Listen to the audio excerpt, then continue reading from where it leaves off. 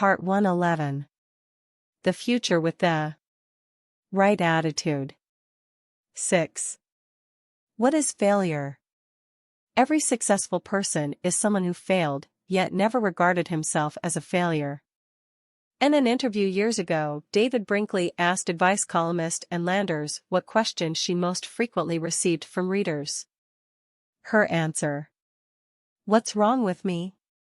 Landers's response reveals a lot about human nature. Many people wrestle with feelings of failure, the most damaging being doubtful thoughts about themselves. At the heart of those doubts and feelings is one central question: am I a failure? And that's a problem because I believe it's nearly impossible for any person to believe he is a failure and succeed at the same time. Instead, you have to meet failure with the right attitude and determine to fail forward. It seems that advice columnists, such as the late Ann Landers, and humor writers recognize that keeping a good attitude about yourself is important to overcoming adversity and mistakes. The late Irma Bombeck, who wrote a widely syndicated weekly humor column until a few weeks before her death in 1996, had a firm grasp on what it meant to persevere and fail forward without taking failure too personally. From newspaper copy girl to Time magazine cover girl, Irma Bombeck traveled a road that was filled with adversity, starting with her career. She was drawn to journalism early in life. Her first job was as a copy girl at the Dayton Journal-Herald when she was a teenager. But when she went off to college at Ohio University, a guidance counselor advised her, "Forget about writing." She refused. Later, she transferred to the University of Dayton and in 1949 graduated with a degree in English. Soon afterward she began working as a writer for the obituary column and the women's page. That year adversity carried over into her personal life. When she got married, one of her deepest desires was to become a mother. But much to her dismay, her doctors told her she was incapable of having children. Did she give up and consider herself a failure? No, she and her husband explored the possibility of adoption, and then they adopted a daughter. 2 years later, a surprised Irma became pregnant. But even that brought her more difficulties. In 4 years, she experienced 4 pregnancies, but only 2 of the babies survived. In 1964, Irma was able to convince the editor of a small neighborhood newspaper, the Kettering Oakwood Times, to let her write a weekly humor column. Despite the pitiful $3 per article she was paid, she kept writing. And that opened a door for her. The next year, she was offered the opportunity to write a 3 times a week column for her old employer, the Dayton Journal-Herald. By 1967, her column was syndicated and carried by more than 900 newspapers. For slightly more than 30 years, Irma wrote her humor column.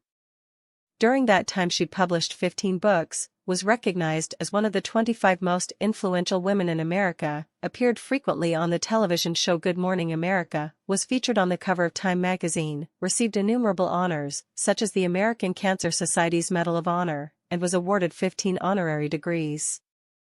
More than her share of problems. But during that span of time, Irma Bombeck also experienced incredible troubles and trials, including breast cancer, a mastectomy, and kidney failure. And she wasn't shy about sharing her perspective on her life experiences. "I speak at college commencements, and I tell everyone I'm up there and they're down there, not because of my successes, but my failures. Then I proceed to spin all of them off, a comedy record album that sold 2 copies in Beirut, a sitcom that lasted about as long as a donut in our house, a Broadway play that never saw Broadway, book signings where I attracted 2 people, one who wanted directions to the restroom and the other who wanted to buy the desk. What you have to tell yourself is, I'm not a failure. I failed at doing something." There's a big difference. Personally and career-wise, it's been a corduroy road. I've buried babies, lost parents, had cancer, and worried over kids. The trick is to put it all in perspective, and that's what I do for a living. Point 1. That winning attitude kept Irma Bombeck down to earth. She liked to refer to herself as a former homeroom mother and obituary writer. It also kept her going, and writing, through the disappointments, the pain, the surgeries, and the daily kidney dialysis until her death at age 69. Every genius could have been a failure.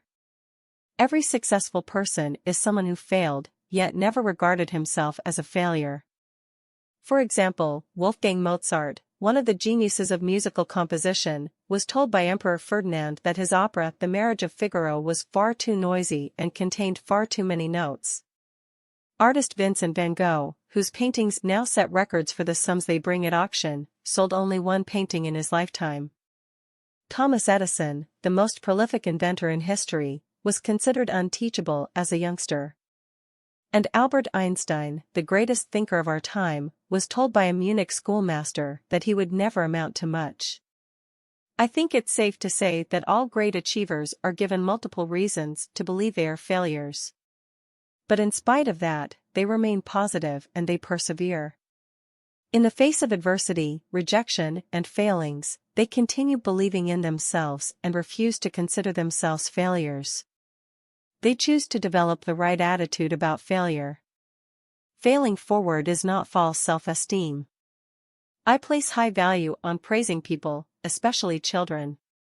In fact, I believe that people live up to your level of expectation. But I also believe that you have to base your praise on truth. You don't make up nice things to say about others. Here's the approach I use to encourage and lead others. Value people. Praise effort. Reward performance. I use that method with everyone. I even use a form of it with myself. When I'm working, I don't give myself a reward until after the job is finished. When I approach a task or project, I give it my very best, and no matter what the results are, I have a clear conscience. I have no problem sleeping at night. And no matter where I fail or how many mistakes I make, I don't let it devalue my worth as a person. As the saying goes, God uses people who fail, 'cause there aren't any other kind around. It is possible to cultivate a positive attitude about yourself, no matter what circumstances you find yourself in or what kind of history you have. 7 abilities needed to fail forward. Here are 7 abilities of achievers that enable them to fail, not take it personally, and keep moving forward.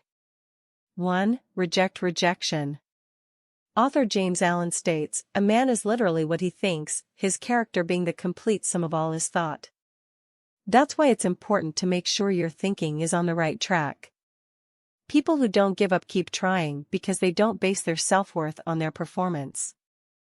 Instead, they have an internally based self-image. Rather than say, "I am a failure," they say, "I missed that one," or "I made a mistake." Psychologist Martin E. Seligman believes we have 2 choices when we fail: we can internalize or externalize our failure. People who blame themselves when they fail think they are worthless, talentless, unlovable, says Seligman. People who blame external events do not lose self-esteem when bad events strike. 2. To keep the right perspective, take responsibility for your actions, but don't take failure personally. 2. See failure as temporary. People who personalize failure see a problem as a hole they're permanently stuck in. But achievers see any predicament as temporary. For example, take the case of United States President Harry S. Truman. In 1922, he was 38 years old, in debt, and out of work. In 1945, he was the most powerful leader of the free world, occupying the highest office in the land. If he had seen failure as permanent, he would have remained stuck and never would have kept trying and believing in his potential. 3. See failures as isolated incidents. Author Leo Buscaglio once talked about his admiration for cooking expert Julia Child. "I just love her attitude. She says, 'Tonight we're going to make a soufflé.' And she beats this and whisks that, and she drops things on the floor, and does all these wonderful human things. Then she takes the soufflé and throws it in the oven and talks to you for a while. Finally, she says, 'Now it's ready.' But when she opens the oven, the soufflé just falls flat as a pancake. But does she panic or burst into tears? No. She smiles and says, 'Well, you can't win them all. Bon appetit. When achievers fail, they see it as a momentary event, not a lifelong epidemic. It's not personal. If you want to succeed, don't let any single incident color your view of yourself. 4. Keep expectations realistic. The greater the feat you desire to achieve, the greater the mental preparation required for overcoming obstacles and persevering over the long haul. If you want to take a stroll in your neighborhood, you can reasonably expect to have few, if any, problems. But that's not the case if you intend to climb Mount Everest. It takes time, effort, and the ability to overcome setbacks. You have to approach each day with reasonable expectations and not get your feelings hurt when everything doesn't turn out perfectly.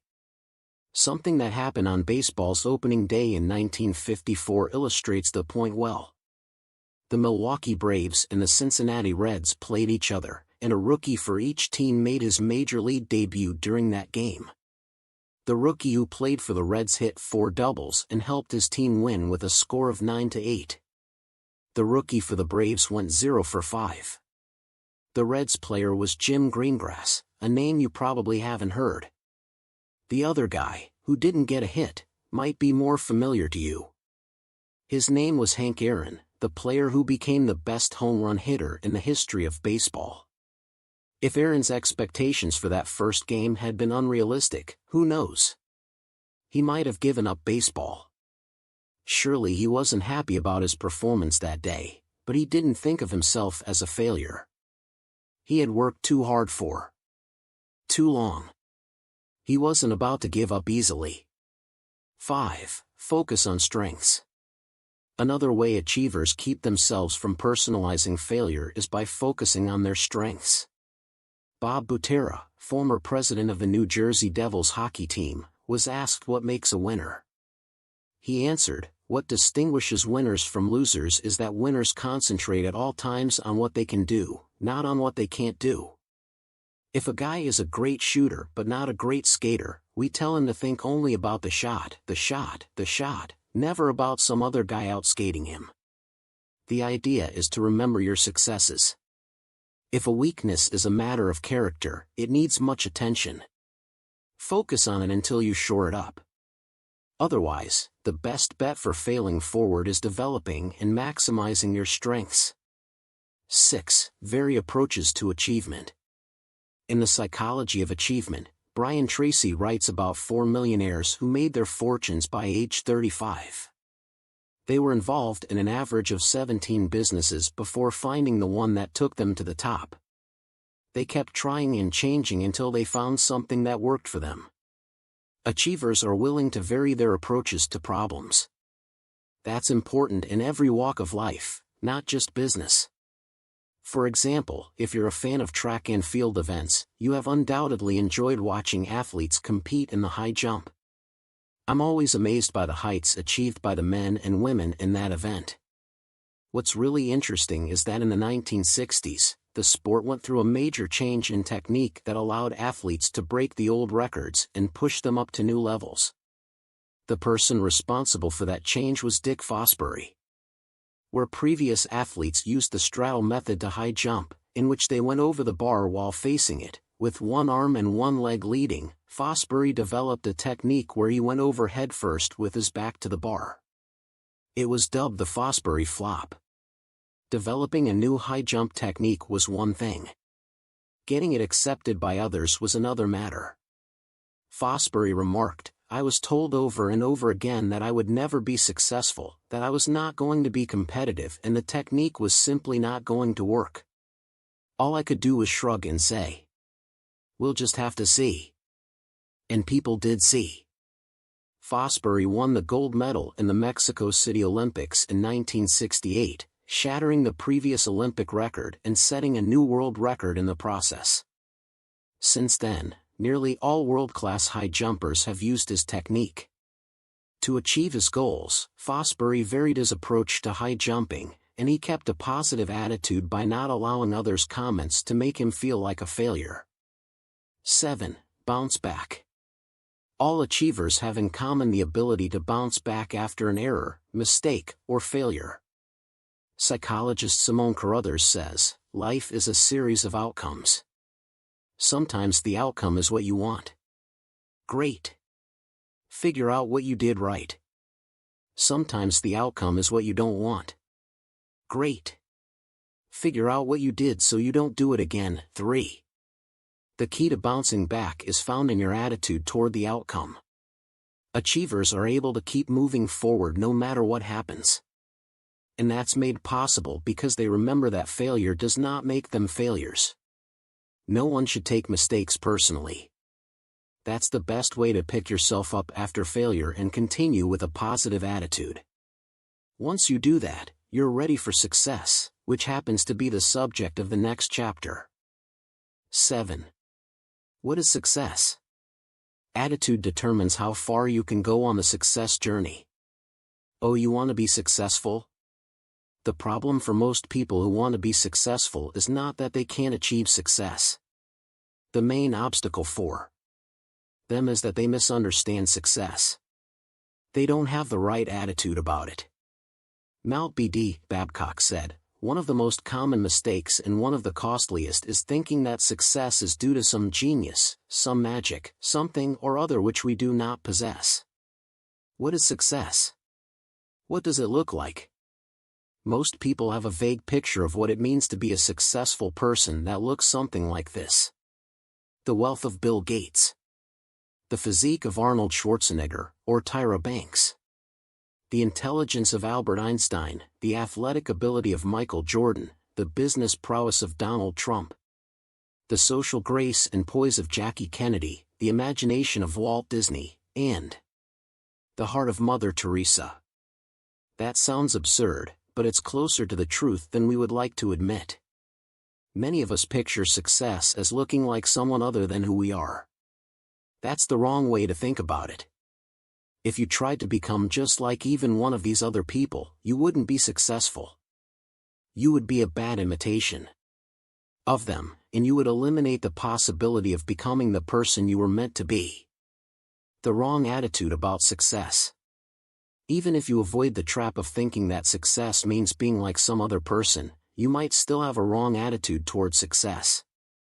Many people wrongly equate it with achievement of some sort, with arriving at a destination or attaining a goal. Here are several of the most common misconceptions about success. Wealth. Probably the most common misunderstanding about success is that it's the same as having money. A lot of people believe that if they accumulate wealth, they will be successful. But wealth doesn't eliminate current problems, and it introduces many new ones. If you don't believe that, look at the lives of lottery winners. Wealth does not bring contentment or success. A special feeling. Another common misconception is that people have achieved success when they feel successful or happy. But trying to feel successful is probably even more difficult than trying to become wealthy. The continual search for happiness is a primary reason that so many people are miserable. If you make happiness your goal, you are almost certainly destined to fail. You will be on a continual roller coaster, changing from successful to unsuccessful with every mood change. Life is uncertain, and emotions aren't stable. Happiness simply cannot be relied upon as a measure of success. Specific and worthwhile possessions. Think back to when you were a kid. Chances are that there was a time when you wanted something badly, and you believed that if you possessed that thing, it would make a significant difference in your life. When I was 9 years old, it was a burgundy and silver Schwinn bicycle, which I received for Christmas. But I soon discovered that it didn't bring me the success or long-term contentment that I hoped for and expected. That process has repeated itself in my life. I found that success didn't come when I became a starter on my high school basketball team, when I became the student body president in college, or when I bought my first house. It has never come as the result of possessing something I wanted. Possessions are at best a temporary fix. Success cannot be attained or measured that way. Power. Charles McElroy once joked, power is usually recognized as an excellent short-term antidepressant. That statement contains a lot of truth because power often gives the appearance of success, but even then, it's only temporary. You've probably heard before the quote from English historian Lord Acton, "Power tends to corrupt and absolute power corrupts absolutely." Abraham Lincoln echoed that belief when he said, "Nearly all men can stand adversity, but if you want to test a man's character, give him power." Power really is a test of character. In the hands of a person of integrity, it is of tremendous benefit. In the hands of a tyrant, it causes terrible destruction. By itself, power is neither positive nor negative. And it is not the source of security or success. Besides, all dictators, even benevolent ones, eventually lose power. Achievement. Many people have what I call destination disease. They believe that if they can arrive somewhere, attain a position, accomplish a goal, or have a relationship with the right person, they will be successful. At one time I had a similar view of success. I defined it as the progressive realization of a predetermined worthwhile goal. But over time I realized that the definition fell short of the mark. Success isn't a list of goals to be checked off one after another. It's not reaching a destination. Success is a journey. The right attitude about success. If success is a journey, how do you get started? What does it take to be successful? Two things are required: the right attitude towards success and the right principles for getting there. Once you redefine success as a journey, you can maintain the right attitude toward it. Then you're ready to start the process. The results may be as unique as each individual, but the process is the same for everyone. Here is my definition of success. Success is knowing your purpose in life, growing to reach your maximum potential, and sowing seeds that benefit others. When you think of success in this way, you can see why it must be seen as a journey rather than a destination. No matter how long you live or what you decide to do in life, as long as you have the right attitude about it, you will never exhaust your capacity to grow toward your potential or run out of opportunities to help others. When you see success as a journey, you'll never have the problem of trying to arrive at an elusive final destination.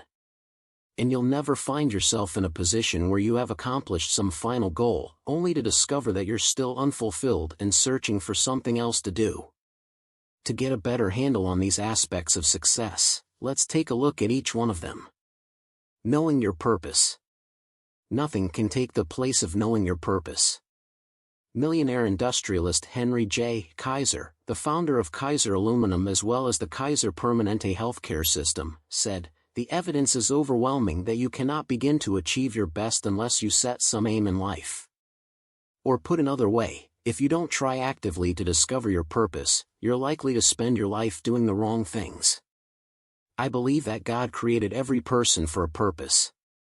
According to psychologist Viktor Frankl, everyone has his own specific vocation or mission in life. Everyone must carry out a concrete assignment that demands fulfillment. Therein he cannot be replaced, nor can his life be repeated. Thus everyone's task is as unique as his specific opportunity to implement it. Each of us has a purpose for which we were created. Our responsibility, and our greatest joy, is to identify it. Here are some questions to ask yourself to help you identify your purpose. For what am I searching? All of us have a strong desire buried in our hearts. Something that speaks to our deepest thoughts and feelings, something that sets our souls on fire. You only need to find it. Why was I created? Each of us is different. Think about your unique mix of abilities, the resources available to you, your personal history, and the opportunities around you.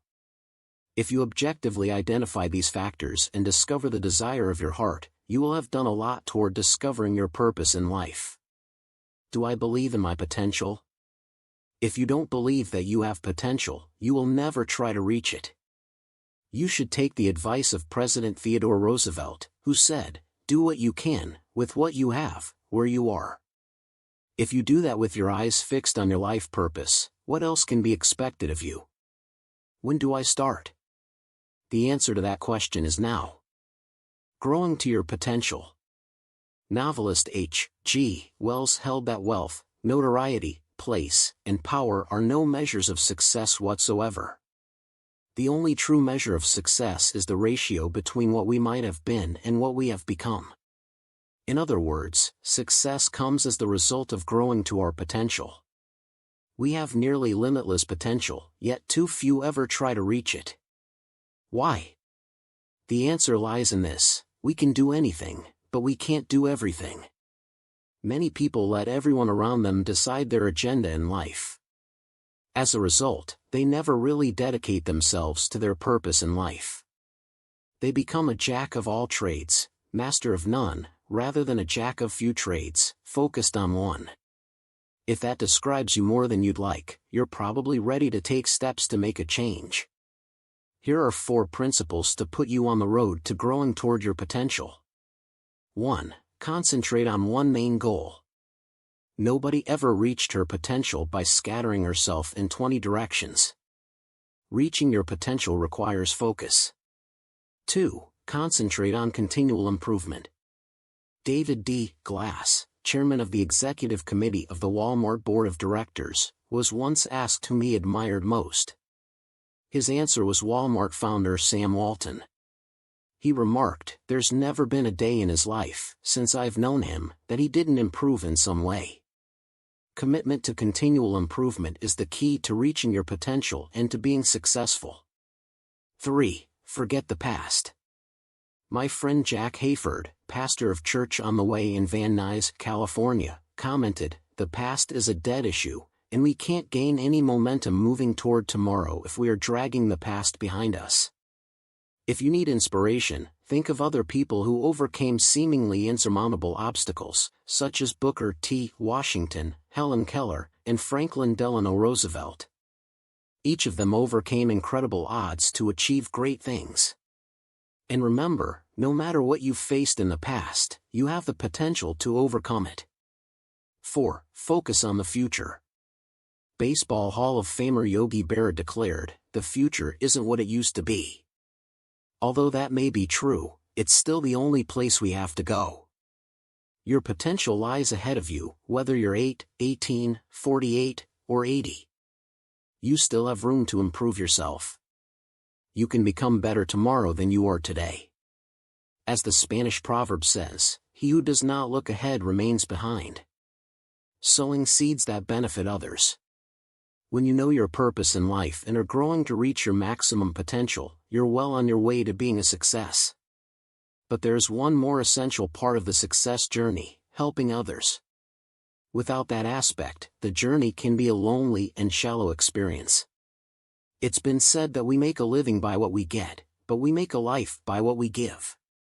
Physician, theologian, and philosopher Albert Schweitzer stated it even more strongly: the purpose of human life is to serve, and to show compassion and the will to help others. For him, the success journey led to Africa, where he served people for many years. For you, sowing seeds that benefit others probably won't mean traveling to another country to serve the poor, unless that is the purpose you were born to fulfill. And if it is, you won't be satisfied until that's what you're doing. However, if you're like most people, helping others is something you can do right here at home, whether it's spending more time with your family, developing an employee who shows potential, helping people in the community, or putting your desires on hold for the sake of your team at work. The key is to find your purpose and help others while you're pursuing it. Entertainer Danny Thomas insisted that all of us are born for a reason, but all of us don't discover why. Success in life has nothing to do with what you gain in life or accomplish for yourself. It's what you do for others. We make a living by what we get, but we make a life by what we give. Having the right view of success can help you keep a positive attitude about yourself and life, no matter what kind of circumstances you find yourself in. And if you can help the people you lead to adopt that same view of success, you can help them to always have hope and to become successful. Why? Because all people, regardless of talent level, education, or upbringing, are capable of knowing their purpose, growing to their maximum potential, and sowing seeds that benefit others. And helping people is what leadership is really all about. But there's one more truth you need to know if you want to be a successful leader in the area of attitude. And you'll find that in the last chapter. 8. How can a leader keep climbing? Leaders have to give up to go up. Any people today want to climb up the corporate ladder because they believe that freedom and power are the prizes waiting at the top. What they don't realize is that the true nature of leadership is really sacrifice. Most people will acknowledge that sacrifices are necessary fairly early in a leadership career. People give up many things in order to gain potential opportunities.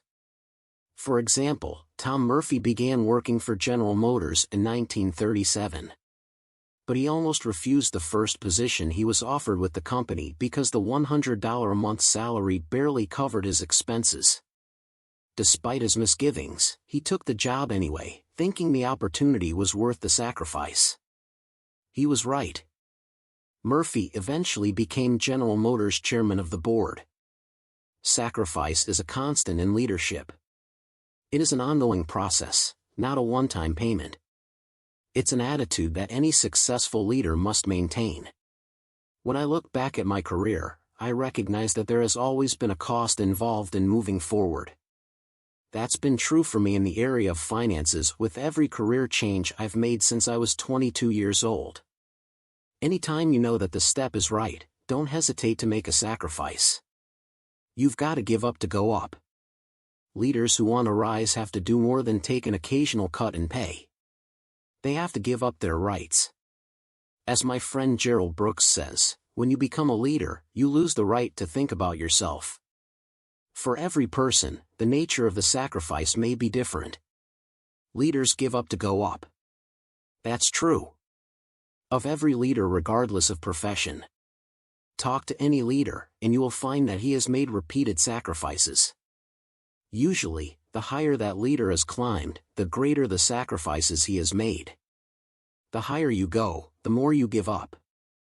Who is the most powerful leader in the world? I'd say it's the President of the United States. More than any other single person, his actions and words make an impact on people, not just in our country, but around the globe. Think about what he must give up to reach the office of president and then to hold that office. His time is no longer his own. He is scrutinized constantly. His family is under tremendous pressure. And as a matter of course, he must make decisions that can cost thousands of people their lives. Even after he leaves office, he will spend the rest of his life in the company of Secret Service agents who protect him from bodily harm. The greater the leader, the more he must give up. Think about someone like Martin Luther King, Jr. His wife, Coretta Scott King, remarked, "In my life with Martin Luther King, Jr., day and night our phone would ring, and someone would pour out a string of obscene epithets. Frequently the calls ended with a threat to kill us if we didn't get out of town. But in spite of all the danger, the chaos of our private lives, I felt inspired, almost elated." While pursuing his course of leadership during the civil rights movement, King was arrested and jailed on many occasions. He was stoned, stabbed, and physically attacked. His house was bombed. Yet his vision and his influence continued to increase. Ultimately, he sacrificed everything he had. But what he gave up he parted with willingly. In his last speech, delivered the night before his assassination in Memphis, he said, "I don't know what will happen to me now. We've got some difficult days ahead. But it doesn't matter to me now. Because I've been to the mountaintop. I won't mind. Like anybody else, I would like to live a long life. Longevity has its place. But I'm not concerned about that now. I just want to do God's will. And He's allowed me to go up to the mountain. And I've looked over and I've seen the promised land. I may not get there with you, but I want you to know tonight that we, as a people, will get to the promised land. So I'm happy tonight. I'm not fearing any man. Mine eyes have seen the glory of the coming of the Lord." 1. The next day he paid the ultimate price of sacrifice. King's impact was profound. He influenced millions of people to peacefully stand up against a system and society that fought to exclude them.